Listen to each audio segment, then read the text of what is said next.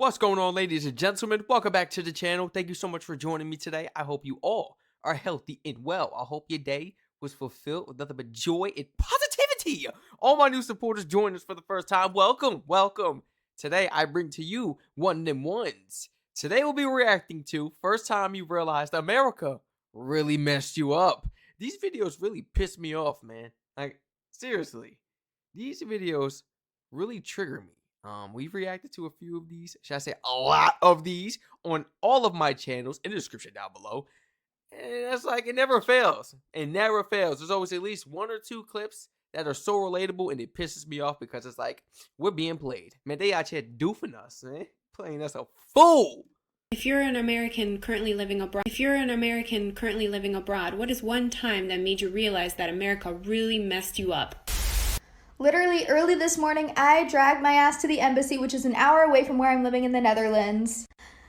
I get into the embassy, I do my thing, I go up to the window, and I'm getting my passport name changed. I need a new passport so that I can leave, go back to the States to see my family, and come back into the country here. Right. And I've been waiting for this meeting for over a month. I give the woman all of my stuff, and she's like, okay, great, where are the stamps?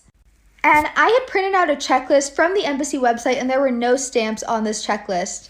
But apparently I needed to bring a couple of stamps so that way I could pay for the postage for the government to send me my passport, which I already have to pay for. And I already have to pay tax. What I be talking about, bro? Why do I have to pay for you to send it out? You're the government. You make the money. It's about the principles, guys. They make the money. Taxes in America, but I obviously don't see any of the benefit because I'm not living in the country. Why can't you just pay for my stamps? So now I have to wait 3 more months for another appointment to get my passport. So I'm moving to Portugal and I have somebody that's helping me with the visa process over there. And she's asking me questions about my income, and I say, yeah, I have a full-time job and I also run 2 businesses. And she's like, that's a lot. And I said, yeah, I do work about, anywhere from 80 to 110 hours a week. But, it's what's necessary right now. I need to take care of my son. I need to manage all these different things. And I need to be able to afford, a pretty good life. Respect. And she said, well, don't you make over what the minimum is required here in Portugal? And I said, yeah, no, I definitely do. But I need to be able to take care of all those other things. And she's like, how do you have time for your son? I'm like, well, it's not the amount of time that I'd like, but that's what's necessary. And it just was really clear to me, like with the confusion, that they actually have work-life balance, and you just don't work yourself to death. You can actually enjoy your life. Hi. Yeah, that goes with anything, especially even if you love your occupation. If you are grinding day, evening, night, 24/7, and you don't have no stability, you don't have no life outside of that, no type of freedom or anything, oh my gosh, you're going to drive yourself insane. And it doesn't matter how much money you are making. It does not matter how much money you are making. That goes to show people, experience the true richness of life and learn the true richness of life before the wealthiness comes. So you can learn how to be happy and enjoy the people around you and yourself, your free time, and do the things you love and still focus on your craft, your career. Yeah. Because if not, you're going to dread it. You're like, man, I don't like doing it. Sometimes you might be like, doing this. Even though you love it, you could be burnt out. It's not that you dislike it. It's just you're burnt out. Burnt out, man. It's like that for everyone. Just don't work yourself to death. You can actually enjoy your life. Hi. So I've been living in Spain for about 11 years, and this happened like 11 years ago. It was my first time going to the emergency room, and when, stomach problems, whatever, couldn't stop throwing up.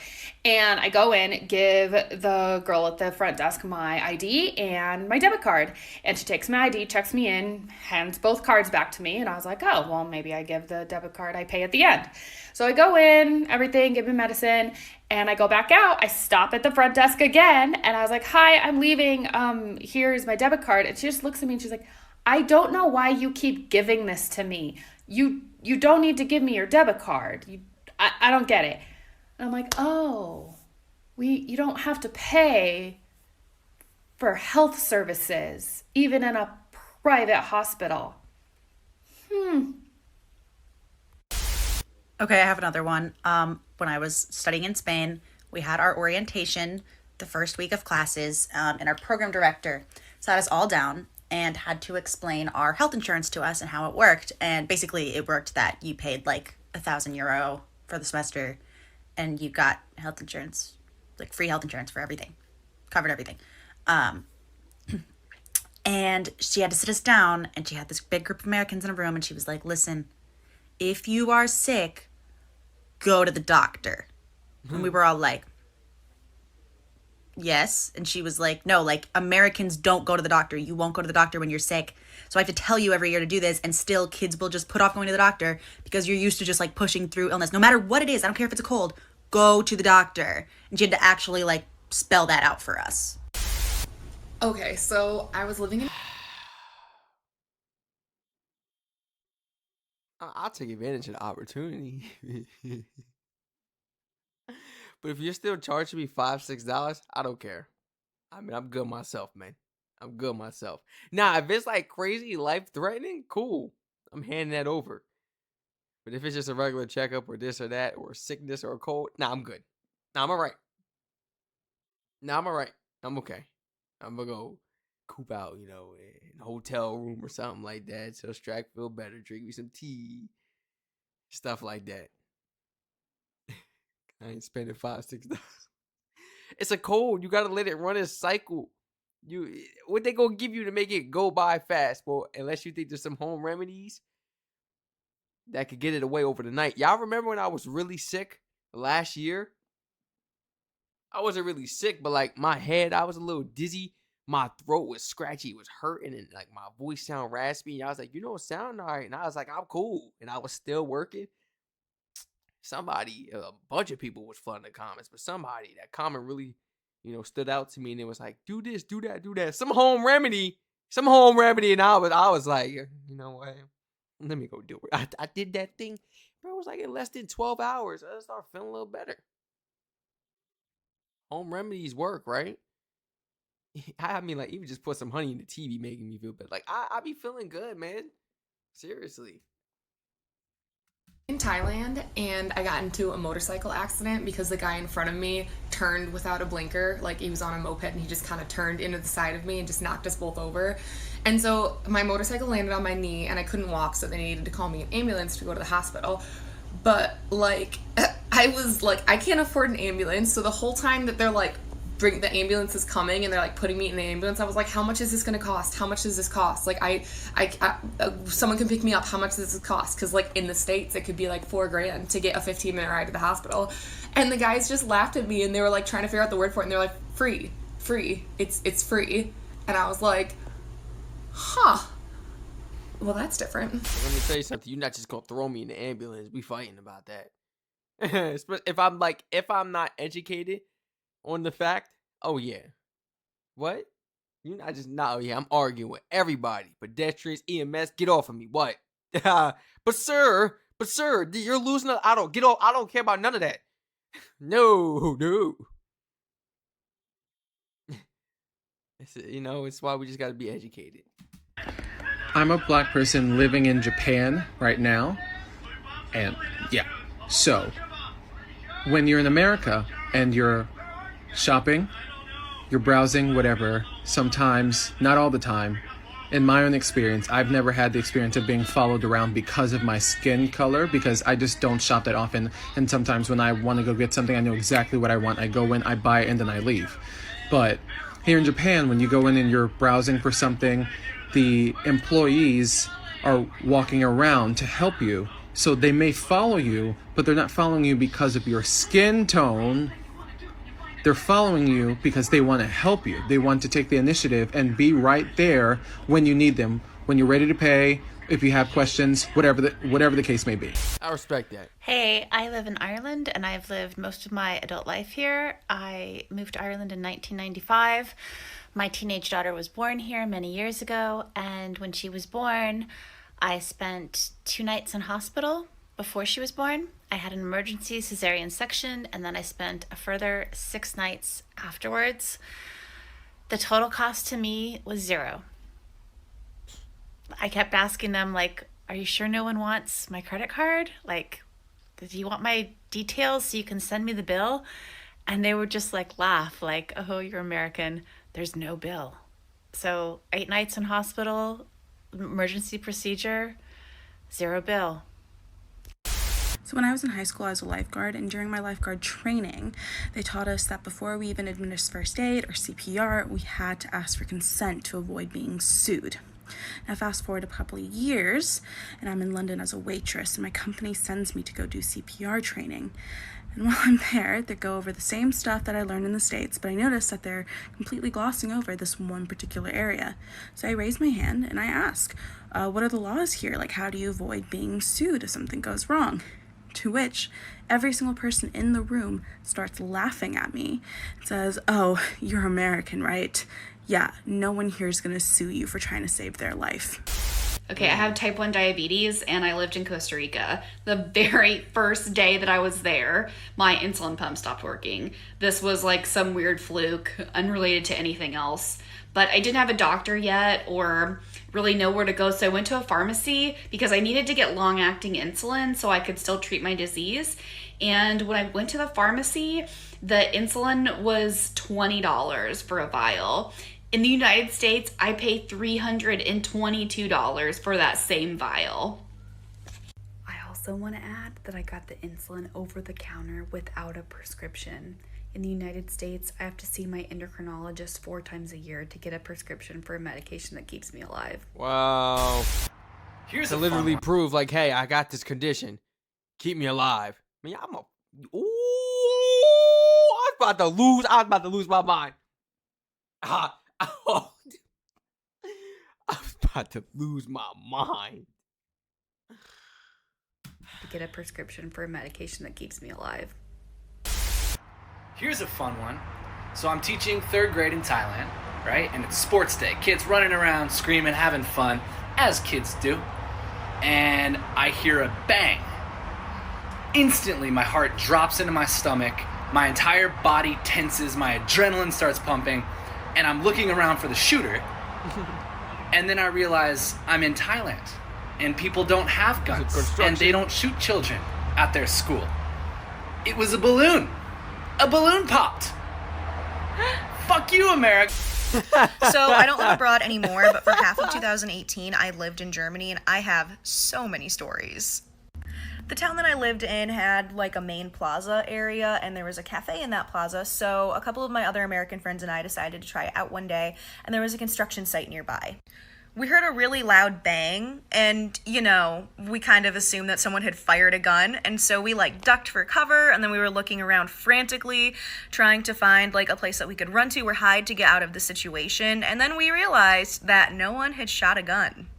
No, it was a loud bang from the construction site. That's it. That's all it was. I thought We'd been that speaking too. in English, and we all have really obvious American accents, so all the Germans around us gave us these really sad looks, like, oh, That's a shame. You know, looking at it like you disappointment.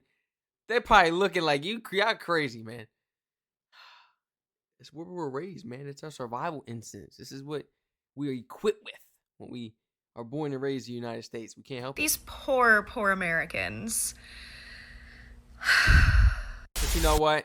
Survival instincts saved my life, though. I'm not gonna lie, because if I would have thought that as a kid, when I hopped out that passenger seat to go ahead and get that nice pizza out of the Pizza Hut. You ever had Pizza Hut? Do y'all got Pizza Hut in the UK? Someone was eating Pizza Hut. I was a kid. Right there in Jamaica Ave. I think it was like 40 something or something like that in New York. Man, I hopped out on went to go get some pizza. I heard boom. Man, we thought something dropped, but everybody's heads was turning for sure. So my head, I'm like, okay, everybody went back to the boom, boom, boom, boom, whoa, whoa, whoa, whoa, whoa, whoa. So therefore, before I could even turn around, and then the pizza, I'm midway to the pizza. So I'll turn it back around. Yeah, they could drop it off at the house. Mind you, grandma crib around the corner. Why are we even picking up this pizza? Y'all acting brand new. Y'all know not to come over to the side of town to pick up no pizza. You know not to come over to the side of town to pick up no pizza, man. We don't do stuff out the ordinary like that. You feeling out your body today. I hop out. I turn. Look to the side. And here comes the shooter. Literally running past me like this. Man, he had a bandana. He had a brown bandana. I'm over here giving descriptions, bro. He had a gun in his hand. He ran past me. He boom, boom, boom, boom. But it was past me, like, I heard, pew, pew, pew, pew. So that thing was like coming right past me. I heard that thing. And I was like, I promise you. I was like tingling. I was like going crazy. I'm like, I'm sitting here like, I'm shaking up at the same time. I don't know what to do. I'm like, oh. Because it's like, wait a minute. If I move, what if I get hit? If I stay here, I'm going to get hit. Running past me, going crazy, shooting and this and that. And he ran past me across the street. I hopped in the car. I get to tell him my grandfather. Mind you, he's a vet. So he ain't even tripping on the situation. I'm like, oh, go, drive. They shooting. They not shooting where? They not shooting. They shooting. Man, it took for him to see the shooter in front of the car shooting at the other guy still across the street. And he running away. To be like, oh, okay, let's get out of here. I'm like, man.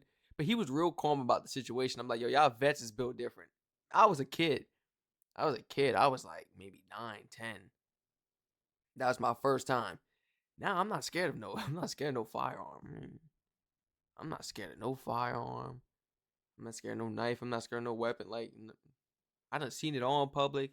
This, that, and that. Like, and like all through school and everything. Like, it's crazy the things you've seen in the U.S. growing up, man. They scared of none of it, man. Like, real talk. I've lived abroad for God was definitely, oh my gosh, God was by my side that day. That's how I knew I had a purpose. It wasn't my time to go yet. I always used to think about that, like, yo, like, you got a purpose, man, for real. You got a purpose, man. I remember it clear as day in my mind, like, poor Americans. I've lived abroad for right a little in front over of me. a year, and coming back for the holidays, I have really come to realize that the food in this country is garbage. Since leaving the US, I have lost about 40 pounds, and I have not tried to lose weight. I haven't been conscious that I'm losing weight. It just has naturally fallen off of me because food in other countries is not overprocessed. It's not packed with sugar and preservatives and all of the things that are in the food here. And I feel like they put a lot of addictive chemicals and stuff within our foods to make you want more of certain things, especially fast food. When you go over and travel to other countries, I realize the food is healthier, smaller portions, but it's portions that make sense. Got rice and beans or this, that. Like, it'll fill you up. And you'll be like, man, this is a small course meal, but this is something really nice. They got plantains, this and that on the plate, like stuff that they just grabbed off the tree this morning type of stuff. Like, I'm serious. This is what they be telling. Oh, we just grabbed it on tree. We just caught it this morning. Be tasting fresh and just delicious, the fruit and everything. And you'll be full. You may eat like 3 moderate meals. And I'm saying moderate meals throughout the day. It'd be straight, couple snacks or something, but just chill outside. In the U.S., man, you eating, you're overeating. You're overeating. Overeating. What's this triple and quadruple burger thing they got going at the Five Guys? What? I already be rocking with the double patty, and I know some people like double patty is crazy, Strac. But like they like triple and quadruple, bro. They got it at a lot Being of back places. even for all of the things that are in the food here. And since being back, even for the short amount of time that I've been here, I have found it extremely difficult to maintain my weight, even though I'm not overeating. I'm eating basically the same diet I was eating abroad. It's simply the way the food is processed. So moral of the story, try eating organic as much as possible. This food is killing you. Oh yeah. I go to like Amish markets and all that, you know, and reputable places and stuff like Aldi and all that. To go get like fruits and certain foods, reputable places. Please share your honest thoughts and opinions down below in the comment section. Did anything stand out to you throughout this video? Was anything very relatable as an American or someone else coming from another country? Please share your honest thoughts and opinions and experiences in the comments down below. Like, comment, subscribe, turn on post notifications on. Please, if you enjoyed this video and reaction, share the video and channel to your friends and family members and follow my Twitch and other YouTube channels. Subscribe to my other channels in the description down below. I love you all. Stay safe, and I hope to catch you all in the next reaction video.